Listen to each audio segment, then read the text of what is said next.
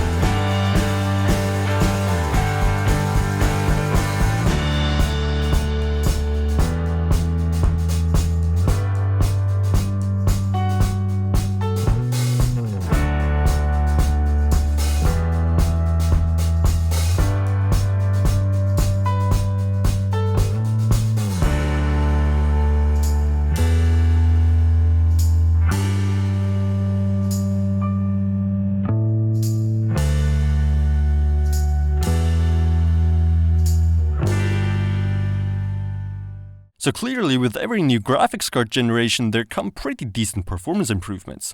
With the game running at ultra settings, that of course is quite taxing for the GPUs, especially for the mid-ranged ones. The 1080p benchmarks really show a huge difference between all these cards, but once we increase the screen resolution to 1440p and 2160p, the differences don't turn out to be as big anymore. At 2160p, it's only a matter of like 5 to 10 FPS more or less. This shows us graphics cards, as powerful as they may appear to be now, still aren't ready for 2160p 4K. But then again, if you really want to play at 4K with a decent frame rate, we could still turn down the graphics settings and set it to high, medium, or even low, depending on the graphics card and how many FPS you actually need. I myself am not a fan of 4K yet. It doesn't make much sense to me, not at this stage, since the PC hardware isn't quite ready for it yet. 1440p seems to be the sweet spot right now. Also, what I've noticed is that AMD's Neo GPUs do really well in these high-resolution tests. That was quite interesting to find out. I wish I could have run more games to see these graphics cards in action in more than just one game. But please understand, it took me like forever to run through all these benchmarks, rerun them at a different resolution, swap GPUs, install drivers, restart the PC every time, then uninstall the drivers again for the next card, restart, and so on. Believe me, that takes a lot of time. If I remember correctly, I was benchmarking for 3 days or so. But I hope it was all worth it and you've enjoyed this quick and maybe informative video. Thanks for watching, don't forget to subscribe and visit my website to sometimes see videos there earlier.